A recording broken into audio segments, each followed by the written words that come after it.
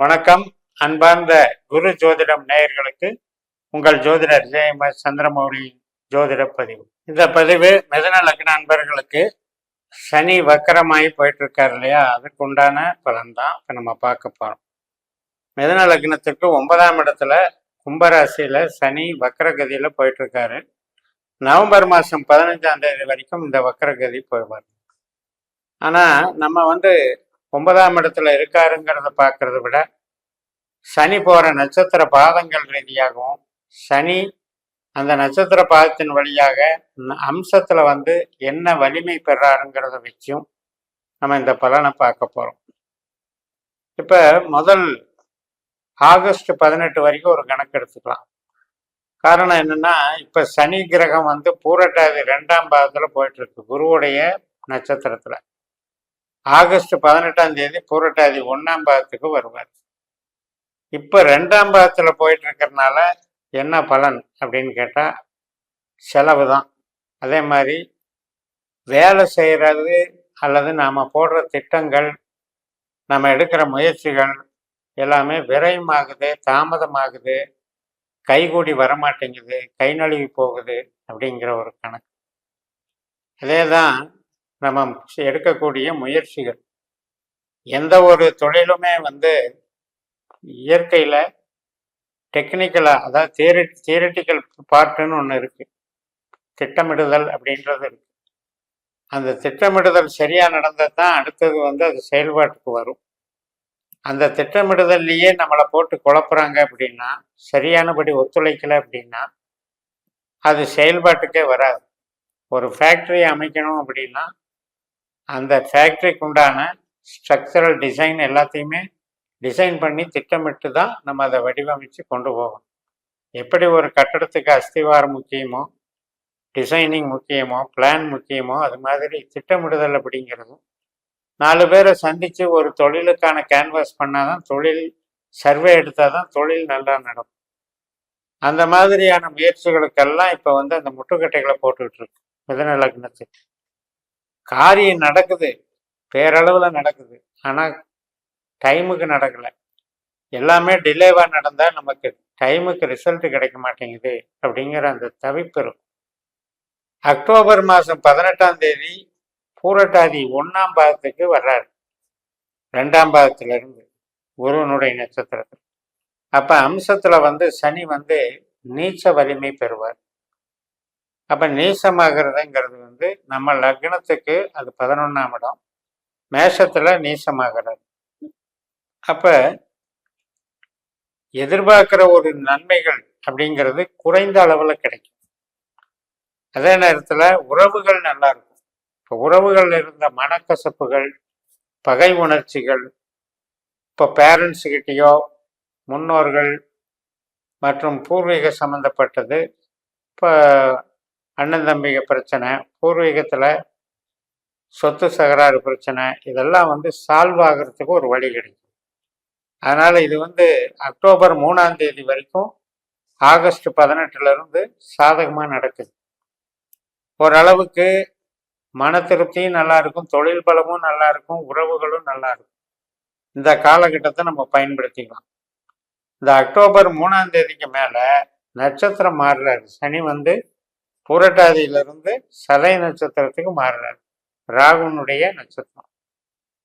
அப்போ இந்த ராகு சனி நட்சத்திரத்தில் உத்திரட்டாதியில போயிட்டு இருக்காரு.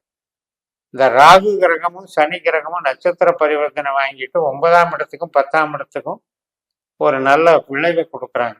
அதனால தொழிலுக்கு இது நல்லா தான் இருக்கும், நல்ல வளர்ச்சி கிடைக்கும், உறவுகள் நல்லா இருக்கும், பிரச்சனைகள் தீரும்.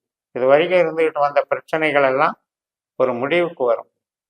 முட்டுக்கட்டை போட்டுட்டு இருந்ததெல்லாம் ஸ்தம்பிச்சு வச்சுட்டு இருந்த நிலைமைகள் மாறி இயங்க வச்சிருவாங்க. அதனால தொழிலுக்கு பலம் சேர்க்கிற ஒரு காலகட்டம். இந்த அக்டோபர் 3லேருந்து நவம்பர் 15 வரைக்கும் சனி வக்கரமா போறாரு. அதுக்கப்புறம் வக்கர நிவர்த்தியாகி வர்றாரு. அதனால நம்மளுடைய லக்னத்திற்கு சனியினுடைய பொட்டன்ஷியல் அப்படின்னா, 2ஆம் இடத்துல கடகராசியில பூச நட்சத்திரமாகவும், 6ஆம் இடத்துல விருச்சிக ராசியில அனுச நட்சத்திரமாகவும், 10ஆம் இடத்துல மீனராசியில உத்திரட்டாதி நட்சத்திரமாகவும் இருக்கக்கூடிய அந்த சனி பகவான் இந்த ஸ்தானங்களுக்கெல்லாம் கொஞ்சம் நெகட்டிவா தான் உட்கார்ந்துருக்கார். 2ஆம் இடத்துக்கு 8ஆம் இடம் தான் 9ஆம் இடம், 6ஆம் இடத்துக்கு 4ஆம் இடம் தான் 9ஆம் இடம், அதே போல 10ஆம் இடத்துக்கு 12ஆம் இடம் தான் 9ஆம் இடம்.